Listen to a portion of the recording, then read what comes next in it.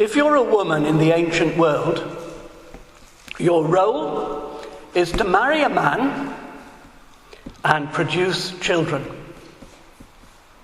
Wives who don't produce children are despised. And that was Hannah's problem. Mary's Magnificat is part of Luke's story of the birth of Jesus. Now, we all know that story. We love it. It's kind of full of gooey sentimentalism. Christmas cards depict it happening exactly as Luke described. Well, this sermon is about what Luke meant, the point he was making. The Magnificat was his way of saying, this is what Jesus was about. This, indeed, was what Christianity was about. That was what Luke was saying. Hannah's song celebrated the birth of her son Samuel after years of being despised for not getting pregnant. Her song said the tables had been turned, a reversal of fate.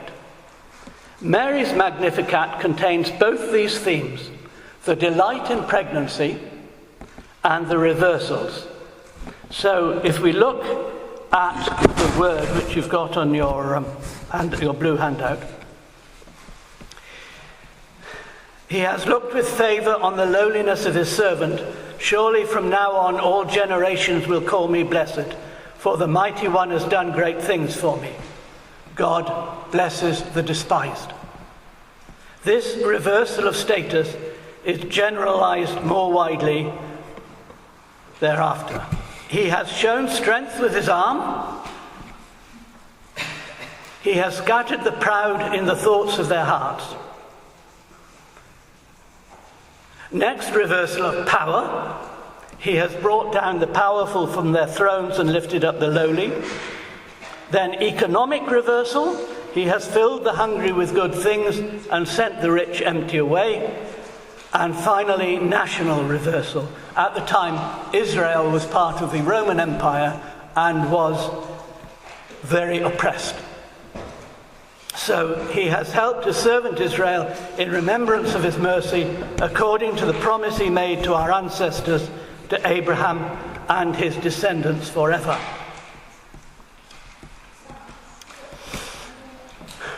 Well, Miranda has reminded us that this is something that gets sung very often. And I sometimes think it's ironic that well-endowed cathedrals sing it every time they have evensong. Okay, you tell me. Was Mary right? Has God brought down the powerful? Has God filled the hungry with good things? Has God sent the rich empty away? What do you think? No.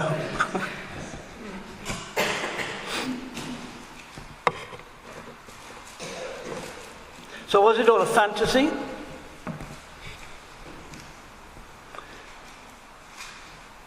In practice, has Christianity produced reversals like these?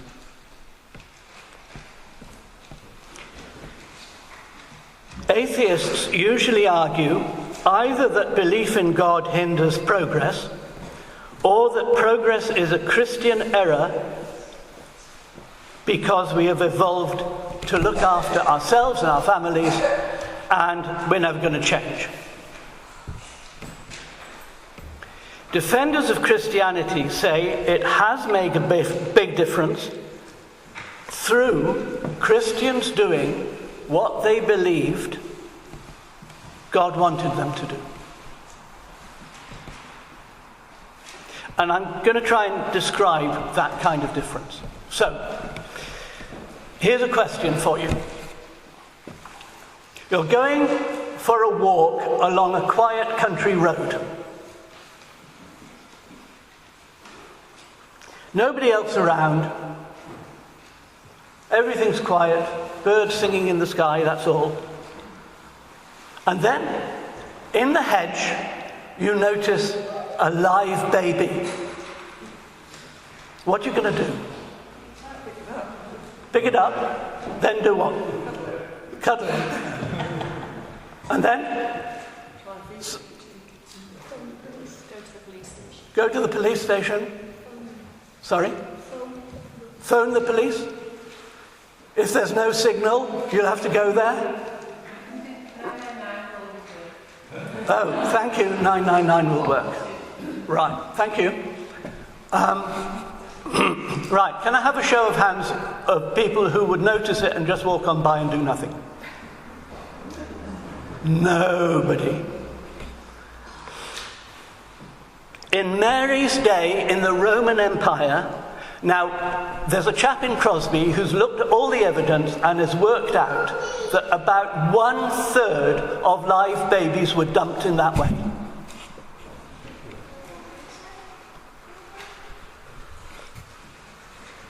At the time, the most popular entertainment was watching gladiators fight each other to death. Christians refused to abandon unwanted babies. They created convents for unwanted children to be brought up in, and for girls running away from marriages they didn't want. They refused to perform abortions when destitute mothers simply couldn't afford to feed another child. They could get food from the Christians. This was quite new. Nobody else had ever done it. So why did they do it? To me, this is the core of Christianity. They had inherited from Jews a belief that everybody in the world has been created by the one God. God has provided enough food for everyone to eat, so nobody needs to starve. Whenever somebody goes hungry, that is contrary to God's intentions.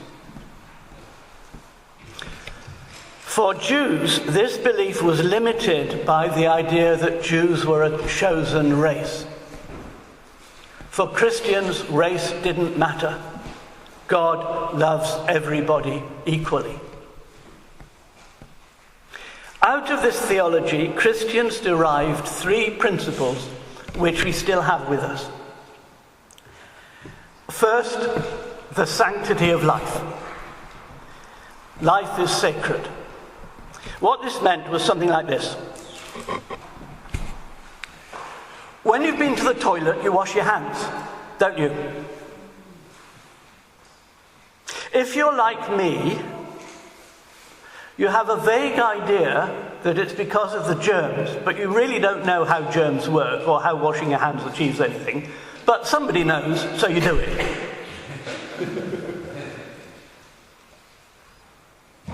Sacredness, sanctity, is a bit like that. We live surrounded by things we don't understand. We have a sense of awe and wonder, a sense that our lives matter, that life has a point,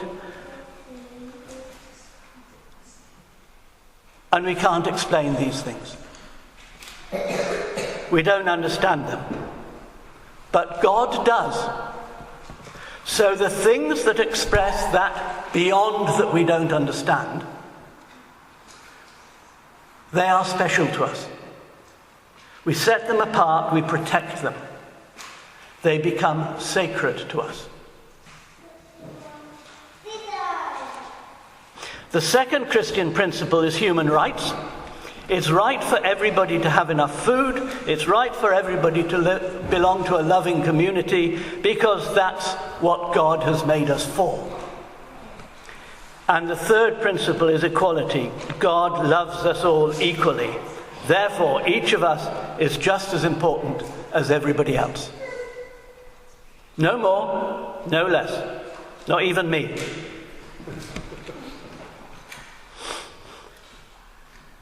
In the 18th century, these principles got secularized. Intellectuals were determined to keep them, but remove all references to God. The trouble is, once you take God out of the picture, you can no longer explain why they are true.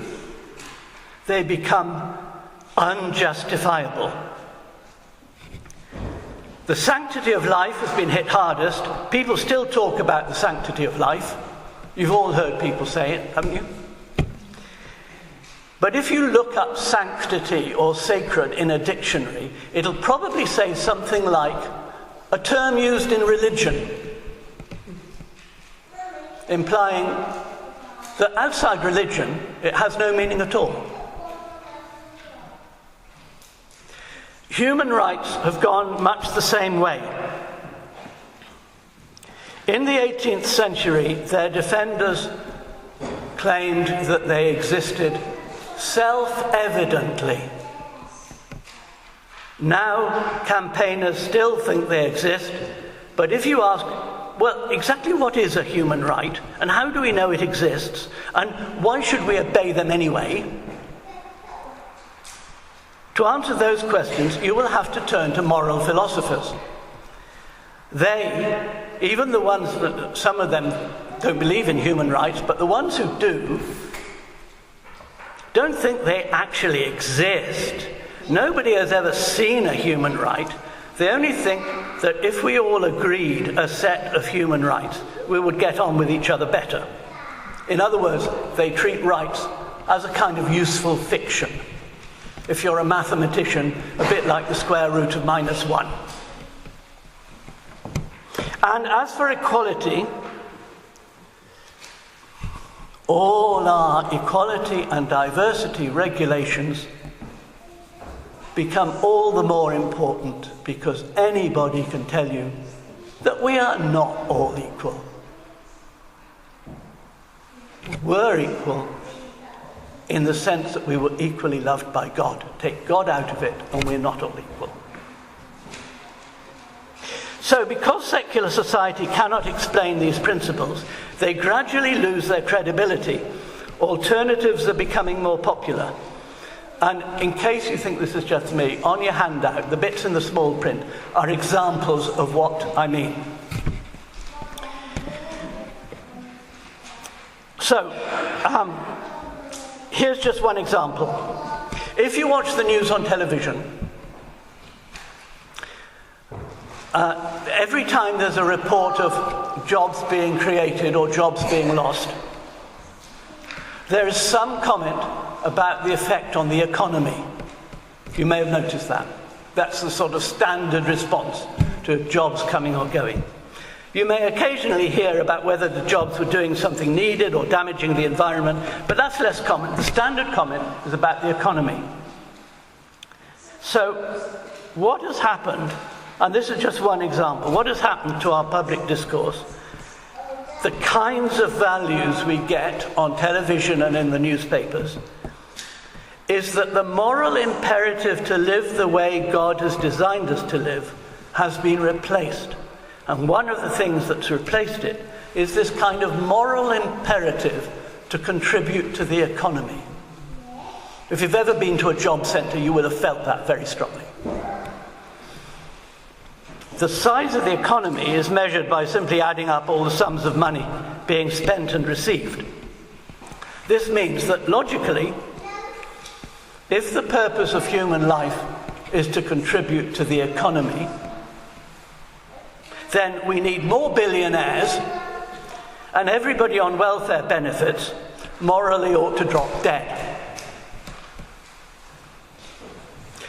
No public figure actually says this, but if you ask what's actually happening, we are getting more billionaires, and with the benefit cuts, the number of people dying of starvation and hypothermia is increasing. The latest report from Crisis says that in the last 8 years, the number of people homeless has doubled.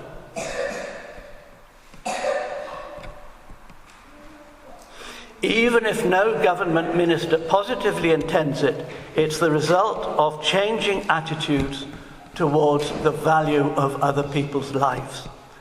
This alternative value judgment is having effects we see all around us. So, this is my case for Christianity.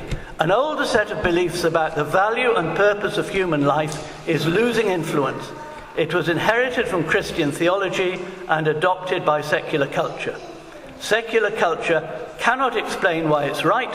It's now giving way to a very different set of beliefs, much closer to the Roman Empire in Mary's day, when life was cheap.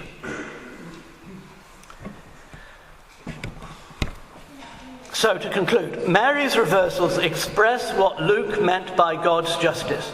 The first Christians made them happen, never perfectly, and for much of the time those principles were heavily watered down. But they still have had a massive effect.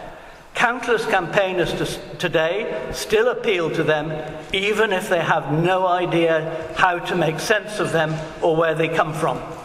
They come from those beliefs about God that inspired the early Christians to do what nobody had done before. So here are some questions for you. Miranda, have we got time for a bit of discussion? Yep. On the back of your handout, at the bottom of the page, I put for reflection some questions. Do we today need a new reversal, a new Mary, a new Magnificat? What would it say? Secondly, how has the role of women changed since Mary's day? And thirdly, what do the sacred rights and equality mean to you?